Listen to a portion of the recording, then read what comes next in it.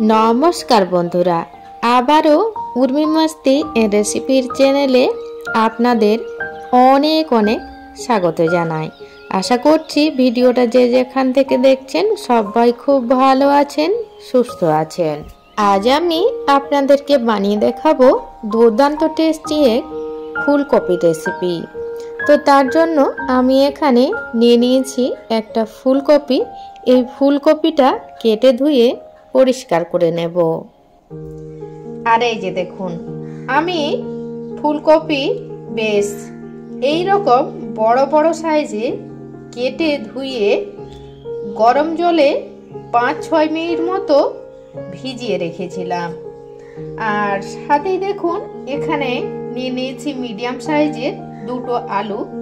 আলুগুলোকে বেশ এরকম ডুমু ডুমু করে কেটে ধুয়ে জলে ভিজিয়ে রেখেছি যাতে কালো না হয়ে যায়। আর ফুলকপিগুলো যদি এরকম গরম জলে ভিজিয়ে রাখা হয় তাহলে অনেক সময় কি হয়, ফুলকপিতে পোকা বা পোকার ডিম থেকে থাকে, সেগুলো নষ্ট হয়ে যায়। তো আর মশলার জন্য নিয়েছি পরিমাণ মতো আদা, একটা ছোট্ট সাইজের টমেটো, 1 চামচ মতো গোটা জিরে আর 3টে কাঁচা লঙ্কা। এখানে আমি 3টে কাঁচা লঙ্কা নিয়েছি। আপনারা যে যেরকম ঝাল পছন্দ করেন সেই রকম পরিমাপে নিয়ে নেবেন। তো এগুলো একসঙ্গে বেটে নেব। আর এর সাথে রয়েছে আরও অন্যান্য উপকরণ, সেগুলো আমি রান্নার সময় এক এক করে আপনাদেরকে বলে দেব। এরপর রান্নাটা করে নেব। তার জন্য কড়াইতে দিয়ে দিচ্ছি পরিমাণ মতো সরষের তেল। এই তেলেই দিয়ে দেব সামান্য পরিমাণে লবণ আর সামান্য পরিমাণে হলুদের গুঁড়ো।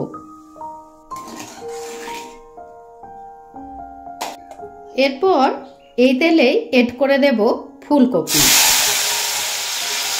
দিয়ে মিডিয়াম ফ্লেমে রেখে খুব ভালোভাবে ভেজে নেব।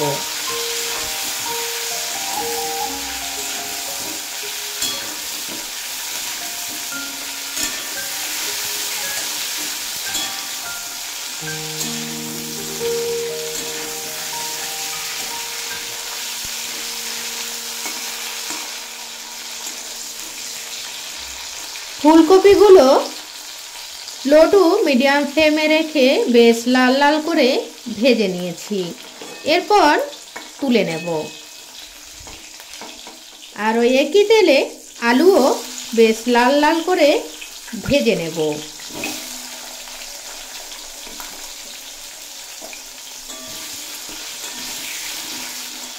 দেখুন আলুও বেশ লাল লাল করে ভেজে নেওয়া হয়ে গেছে। এরপর তুলে নেব। আর ওই তেলেই ফোড়নে দিয়ে দেব গোটা জিরে। ফোড়ন খুব ভালোভাবে হয়ে গেলে এড করে দেব বেটে রাখা মশলা।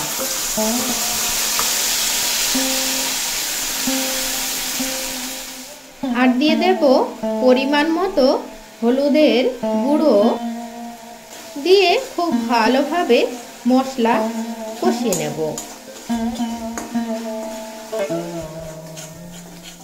মশলা খুব ভালোভাবে কষিয়ে নেওয়া হয়ে গেছে। এরপর এড করে দেব কাজু আর পোস্ত বাটা। এখানে আমি 1 চামচ মতো পোস্ত দানা আর 4টে কাজু একসঙ্গে বেটে নিয়েছিলাম, সেটাই দিয়ে দিলাম। এরপর সামান্য পরিমাণ জল দিয়ে খুব ভালোভাবে কষিয়ে নেব যাতে পোস্ত আর কাজুর কাঁচা গন্ধটা চলে যায়।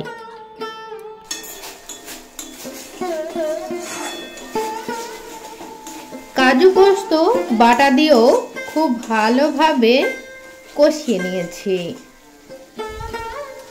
এরপর এড করে দেব আগে থেকে ভেজে রাখা আলু আর ফুলকপি, দিয়ে মশলার সঙ্গে অল্প কষিয়ে নেব। আলু ফুলকপি দিয়ে মশলার সঙ্গে 2 মিনিট মতো কষিয়ে নিয়েছি। এরপর এড করে দেব পরিমাণ মতো গরম জল।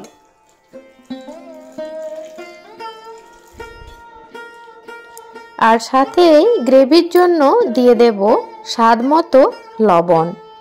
লবণটা কিন্তু অবশ্যই বুঝে ব্যবহার করতে হবে, যেহেতু আলু ফুলকপি ভাজার সময় লবণের ব্যবহার করা হয়েছে।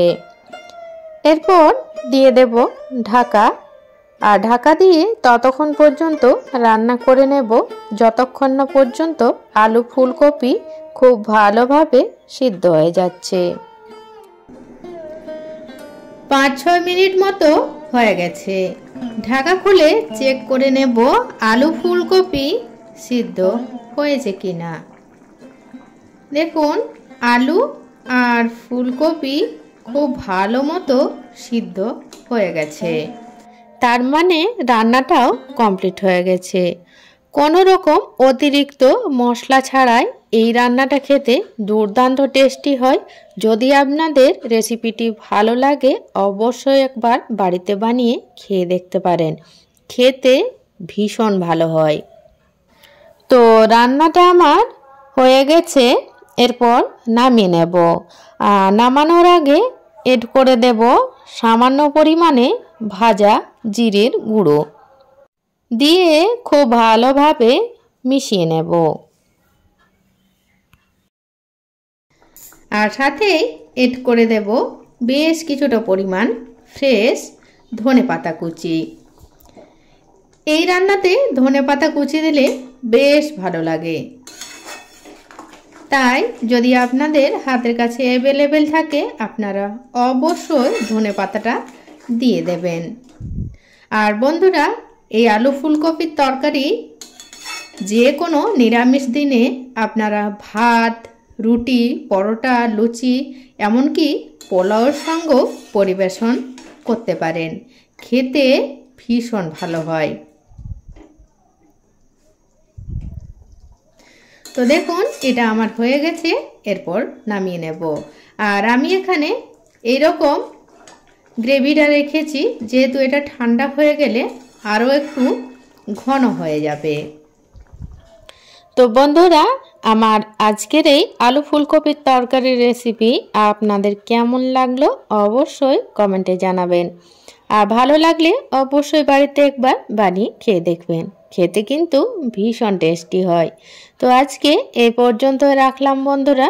যারা এতক্ষণ পর্যন্ত আমার রেসিপিটি দেখছিলেন তাদেরকে জানাই অসংখ্য ধন্যবাদ, এইভাবে আমার পাশে থেকে আমাকে সাপোর্ট করার জন্য।